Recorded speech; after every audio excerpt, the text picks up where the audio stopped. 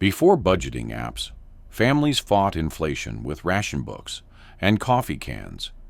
Every coin had a purpose.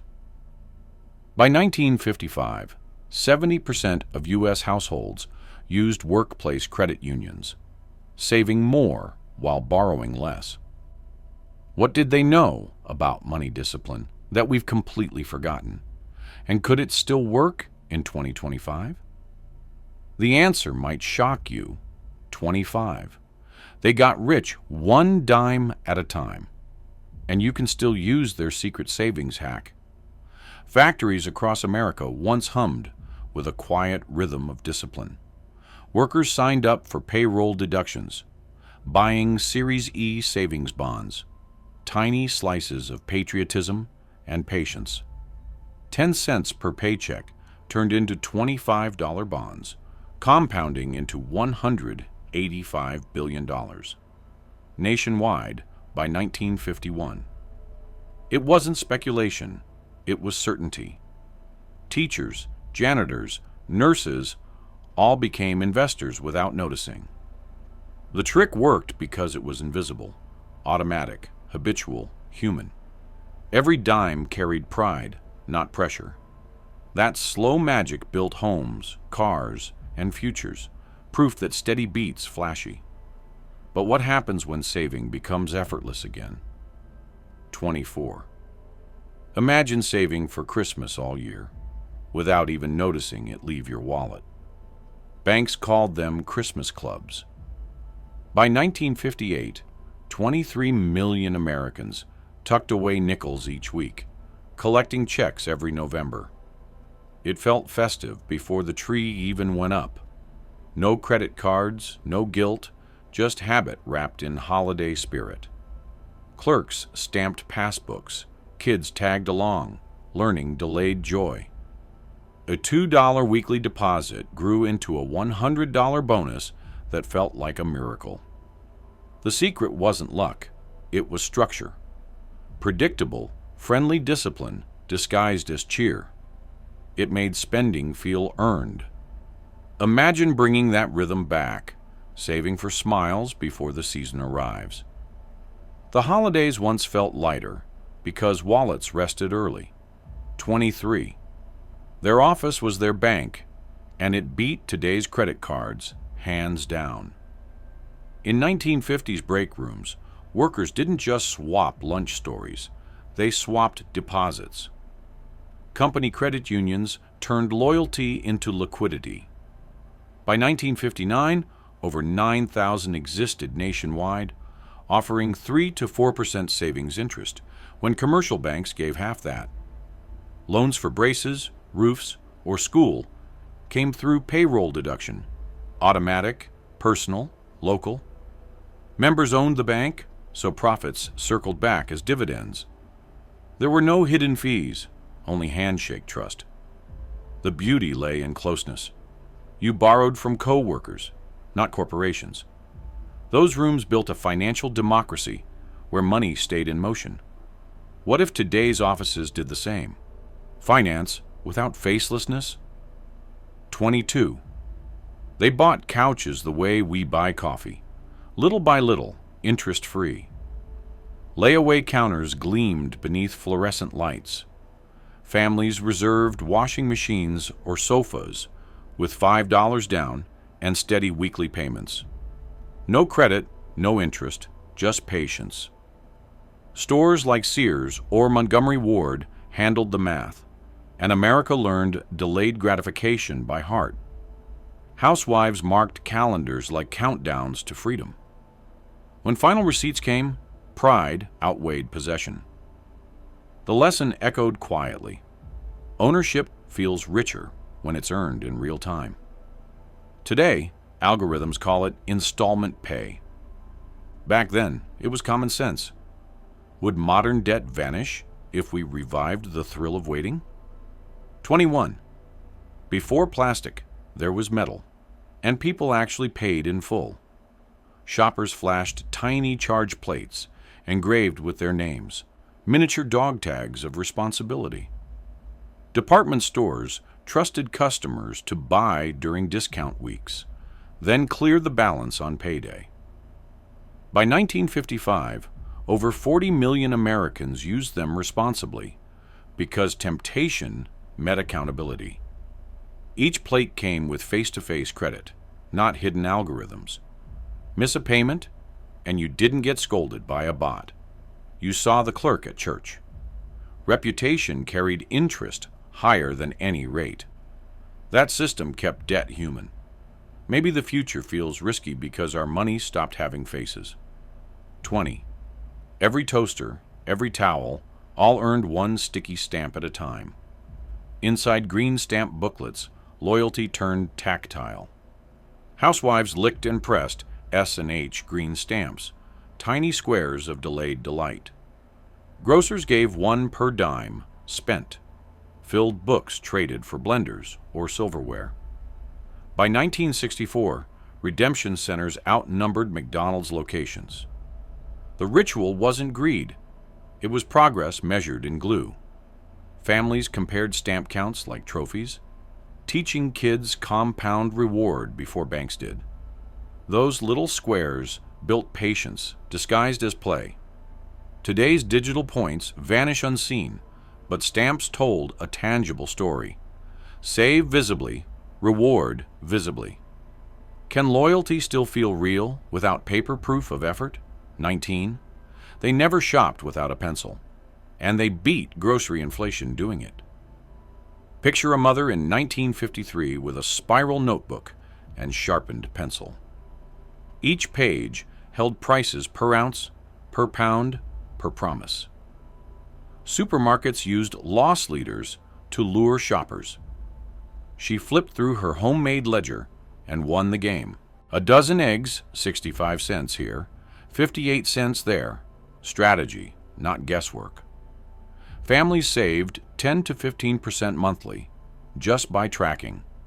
It turned shopping into arithmetic armor against inflation. Those notebooks became heirlooms of intention, proof that awareness beats advertising. When did price memory vanish? 18. Neighbors didn't just borrow sugar, they bought it together. In tight-knit suburbs, bulk meant belonging. Buying clubs pooled money for 50-pound sacks of flour, barrels of coffee, and crates of soap flakes. They negotiated directly with wholesalers, cutting grocery bills by 20% or more.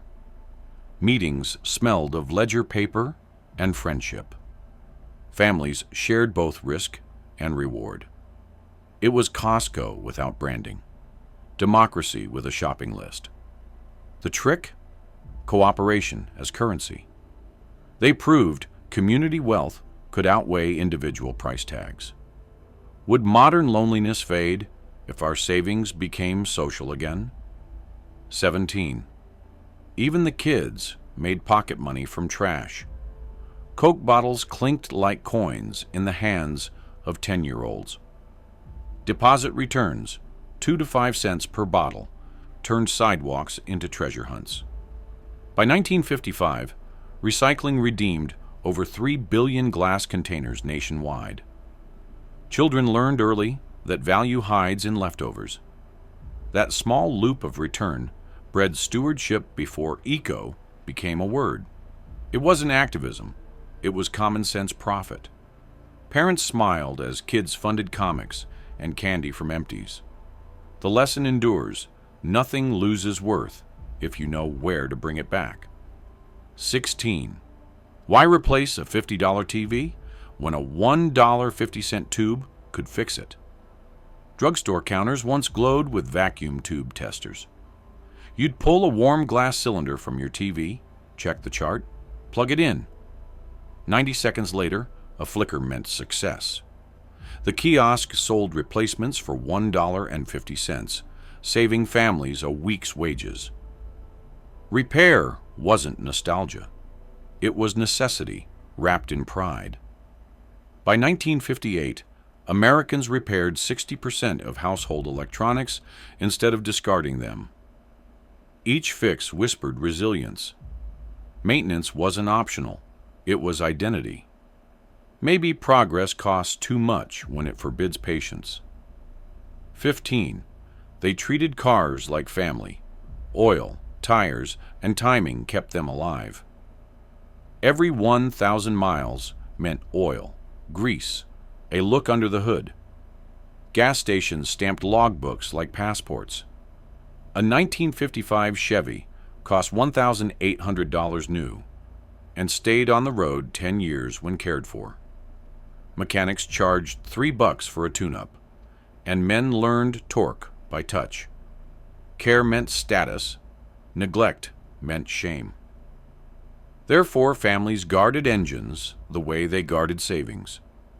The next habit took that same loyalty from driveways to highways, shared rides that rewrote the math of daily travel. 14. Rush hour? Not when 4 co-workers shared one tank. By 1953, carpools filled factory lots from Detroit to Dallas. A single Buick carried 4 workers, saving 2 gallons a day when fuel hit 29 cents. Parking permits favored 4-to-a-car groups. Riders split oil, stories, and wear. Morning laughter replaced engine noise. So fuel lasted, and friendships thickened. Gas rationing memories from the war still burned bright, keeping thrift alive on wheels.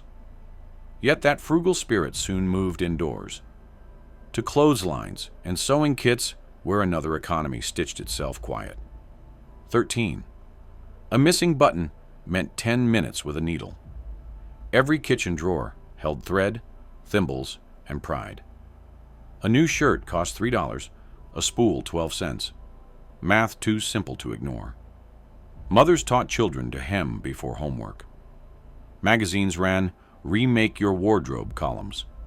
1956 Singer ads promised self-reliance for $99. Fixing felt powerful, a refusal to waste. Therefore, closets lasted longer and wages stretched further. The rhythm of repair soon echoed in kitchens too, pressure cookers hissing, jars cooling, food sealed tight against tomorrow. 12. Their version of meal prep filled jars instead of apps. Weekends smelled of peaches and vinegar. Pressure canners lined counters. Freezer chests hummed in basements.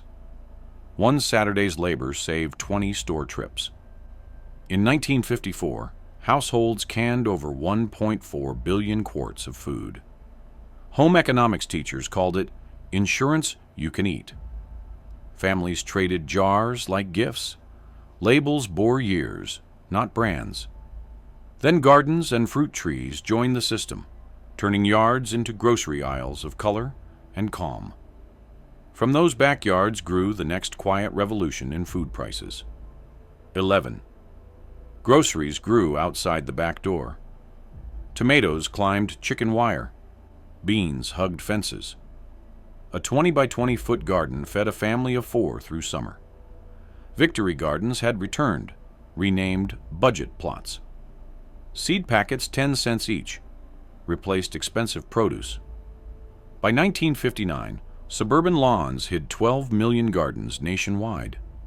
Home fruit trees lined driveways, each pair worth pride. Therefore, groceries shrank while savings grew. The same spirit later filled butcher lockers with beef, bought in bulk, frozen by the pound, and measured in foresight. 10. Meat lockers weren't luxury. They were strategy. Small-town butchers rented steel compartments for $15 a year. Families split sides of beef, wrapped in white paper stamped "paid in full." Post-war freezers turned storage into savings. Meat at 40 cents a pound instead of 75. Churches organized bulk buys. Neighbors tallied weights by pencil. It felt smart, communal, safe. Therefore, food became investment, not expense. The habit spread to jars and beans, leading to group canning days where thrift sounded like laughter echoing through kitchens. 9. The whole block turned saving food into a social event. Saturdays buzzed with steam and gossip. Women lined counters, sealing tomatoes, while children ran errands for sugar or salt. Cooperative canneries processed 25 million quarts yearly by 1957. Everyone took home flavor and pride. It was teamwork, stitched with heat. Then the spirit moved beyond food, into possessions themselves. Basements turned into markets where cast-off treasures found second lives under the church roof. 8. Before thrift stores, the church basement was the mall. Rummage sales filled pew halls with hats, coats, and radios. Prices read, "Whatever you can spare." Money funded choir robes and local relief. Nothing wasted, everything useful. By 1955, charity drives raised $300 million a year through these swaps. Community replaced commerce. Neighbors knew each buyer by name. However, this frugality soon gained its own creed. 5 words printed on kitchen walls that guided every decision under one roof. 7. They said, "Use it up, wear it out, make it do," and meant it. Those words hung like commandments beside calendars. Frugality wasn't shame, it was pride. Housewives quoted it while patching curtains. Mechanics repeated it, tightening bolts. The rule saved countless paychecks through discipline alone. During 1950 to 59, personal savings rates held above 7%, double today's. Therefore, families built reserves quietly, one decision at a time.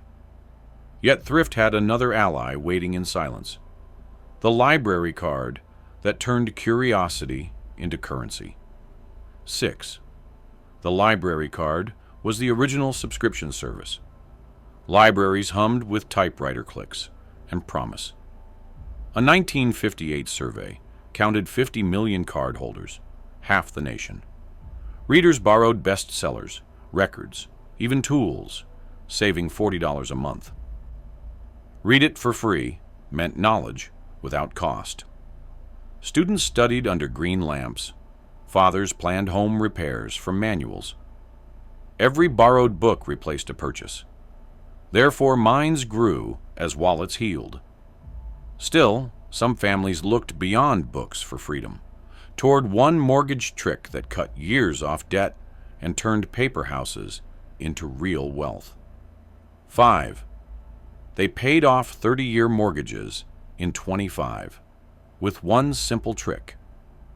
Home loans in 1955 averaged $9,500 at 4% interest.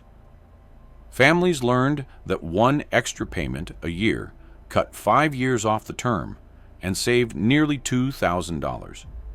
Bankers called it pre-amortization. Homeowners called it freedom. Pay early, rest easy. Fathers dropped envelopes marked "for the house" into mail slots each spring. Therefore, every overpaid dollar turned into time. Yet steady payments could crumble under surprise bills. So the next secret handled shocks before they hit. Planned cash for the unknown. 4. Their electric bill never surprised them. And here's how. Utility companies once offered budget billing. In 1957, families averaged $14 a month for power, but summer spikes wrecked budgets. So they leveled costs over 12 months, paying the same steady figure year-round. Housewives loved it. Predictability beat panic. The method smoothed life like a metronome. No shocks, no scrambling. Therefore, stress faded.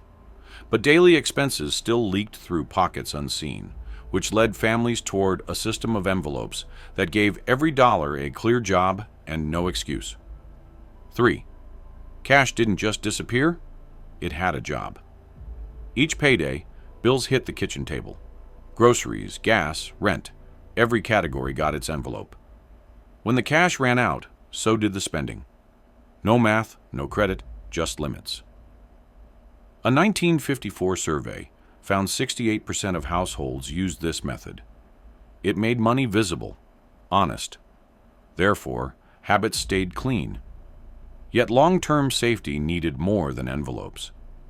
Families began building quiet reserves for taxes and repairs, turning worry into preparation and saving households from chaos. 2. Emergencies didn't scare them because the money was already waiting. Families opened small, sinking funds, storing $5 a week for doctor bills or broken roofs. Banks reported record household stability in 1958 from these predictable cushions. Saving became a family ritual. Jars labeled car repair sat beside cookie tins. Therefore, crisis lost its teeth. Yet thrift reached its peak when men turned spare.